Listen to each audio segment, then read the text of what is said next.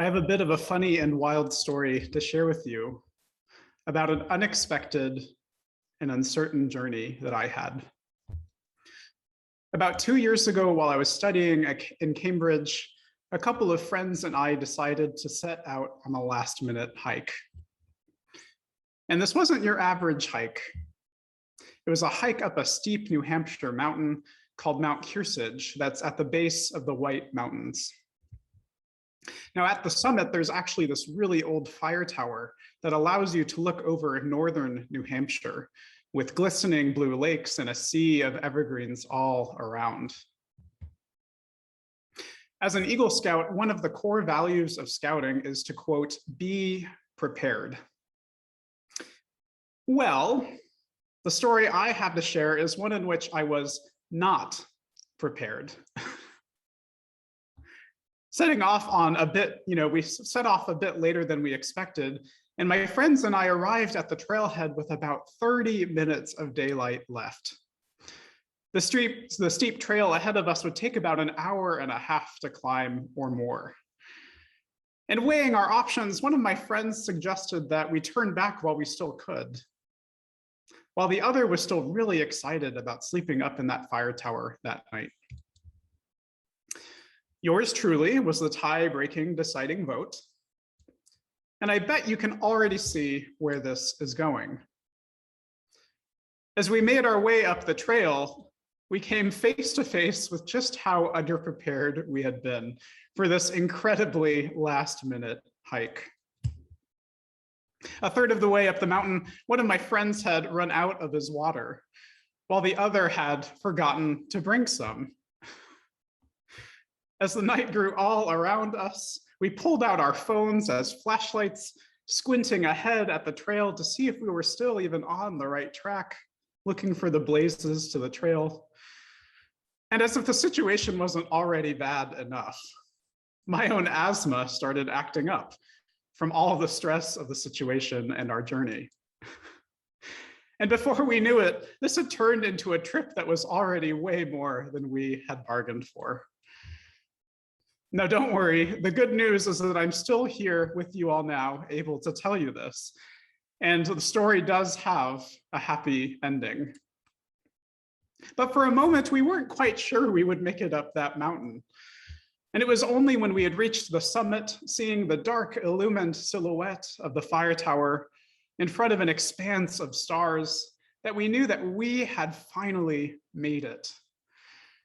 And let me tell you, I have never been more thankful for cups of ice water at a coffee shop, especially that very next day when we had finally made it down the mountain, parched and thirsty. This whole adventure became a sort of joke within our friend group, and it became this legend of a foolish thing we did on a whim that we really shouldn't have. It was a trip that was way more dangerous than it ever should have been. And it also gave us a great story, a story of laughs, but also a story of how we had traveled that messy, uncertain journey together. For me, it's a touchstone moment for when I think about uncertain and even treacherous journeys that lie ahead. I found that all along that mountain, I had been asking myself that same question of today's theme: where are we going? And perhaps some of you have also been on wild adventures like this one, where you find yourself vastly underprepared for the travels ahead. Maybe you too have stories of running out of water or practically rolling down the mountainside the next day, thankful for that coffee shop oasis at the end of the trail. Something that we can all relate to is how uncertain this past year and a half of the pandemic has been, of needing to shelter in place and not being able to gather physically together. Right now, the situation we are faced with is just about as challenging as back in March of 2020. We are seeing cases that are continuing to surge, especially within unvaccinated populations. The new Delta variant is about 1,000 times more infectious than previous strains. with more and more breakthrough cases happening even amongst vaccinated people. Right now, hospitals are filling up and younger folks are being hospitalized at increasing rates. Even after a year and a half, the situation in which we find ourselves remains grim. And if the situation wasn't already complicated enough, our community is also wrestling with plans for a reopening and how to do this. And I tell you, it could feel about as daunting as standing at the base of a tall mountain, insurmountable on foot, with the shadows growing all around us. We have already been through so much as a community. We have socially distanced and stayed home, avoiding large crowds and events. We've continued to make music with one another online, even though we also miss being able to sing and make music together in the same room. We've remained connected online, though our hearts yearn for that moment when we can gather together again in the sanctuary. And unfortunately, the reality is that we won't be able to be back in the sanctuary in the same ways that things used to be. The pandemic has given us a lot to learn and reflect on. For many people, even those who are vaccinated, many of our friends and our members and loved ones will still be nervous and uncomfortable with being here in person for a very, very long time. Indeed, the very nature of how we do things as a community and a congregation has changed with the pandemic, with most meetings opting to gather on Zoom for both safety and accessibility. We have people who have returned to our community and have found it easier to engage with us because Zoom helps to close the distance between us and them and allows all of us to participate.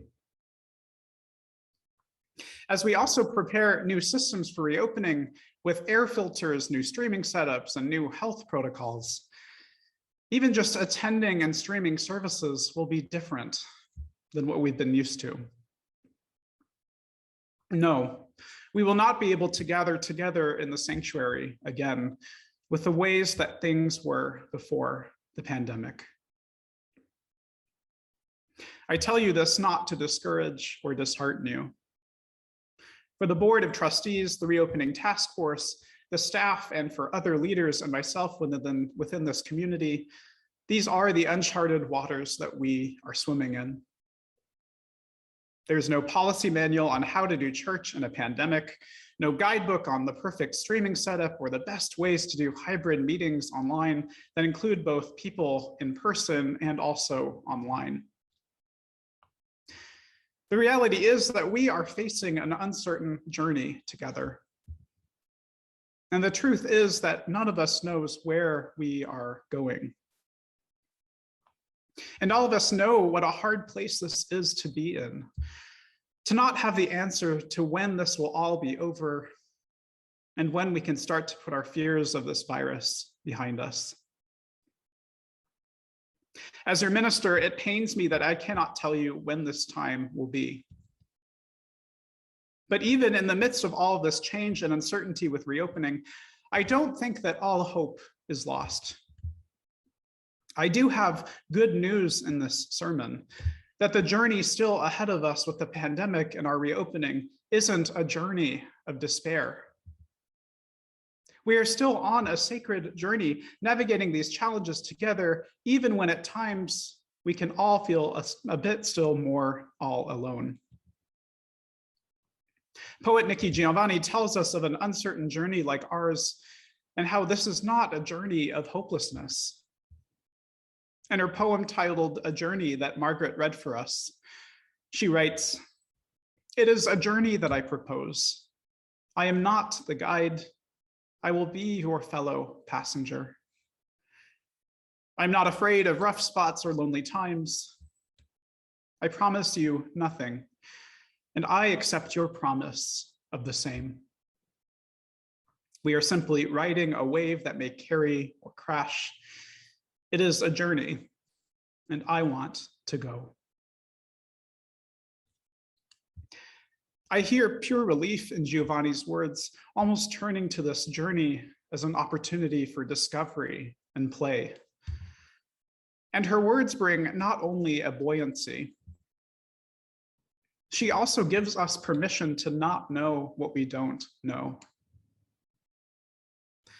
In this time of pandemic, we cannot know where this wave is rolling, if it will carry or crash. We cannot make promises about what the world will be like in a few weeks or months, even years. The situation is far too unpredictable. We are left with surrendering to the journey, knowing that approaching it with flexibility and grace is how we can honor ourselves and our fellow travelers. These days and these moments, I wonder if we just need to give ourselves and each other a little more flexibility and grace. Giving ourselves that same space to simply not know, honoring that each one of us is doing the absolute best that we can, with a frightening and uncharted journey ahead. Honoring that the only promise that we might give to one another is that we are in this together. It's a poem that reminds me of that climb up Mount Kearsarge to that sagely fire tower at the top of that mountain. It reminds me of how my friends and I weren't prepared for the waves that were already rolling our way. Yet we could choose to ride the waves together. And after struggling hard and working through the immense stress, we had completed our journey. Our success wasn't measured by what we had brought to the path. In fact, it probably was due to what we hadn't brought. Instead, the success came from the delight of the path that we traveled together, even when we couldn't see where this was leading. So I ask it again, where are we going? This is the big question that people keep asking myself and so many within our community. And unfortunately, I can't tell you what I don't know, but I can tell you what I do. I know that we are going together. I know that we will bring our best selves, as we already have, to the challenging path ahead. I know that we will fiercely love one another from hard times into joy. I know that we will give and receive that permission to be patient with ourselves and with one another, and that we could both each use a little more grace right now. The real joy of what we have here is found with each other. This gathered community that has continued to minister to one another and to our world, despite all of the challenges and detours. Even despite all of our ramshackle Zoom setups and quick fixes. What we need now is to remember and remind one another of the simple joy in being together on this wild and unfurling journey. And in doing so, we might see that not all has been lost to the pandemic after all. Perhaps we have discovered new things, new gifts that have been with us all along that we've only just realized were right here. So to close, I leave you with this blessing. May you have permission to breathe deeply and sigh heavily. May you find grace in the flexible nature of this journey and moment when none of us has all of the answers. And when you find yourself worried and afraid, may you look around at this grid of loving faces here on Zoom, a testament that we are on this journey together no matter what. Though nervous about what lies ahead, may we not forget that this journey is the most precious part, and that we might even have a story or two to share about it later. May it be so, and amen.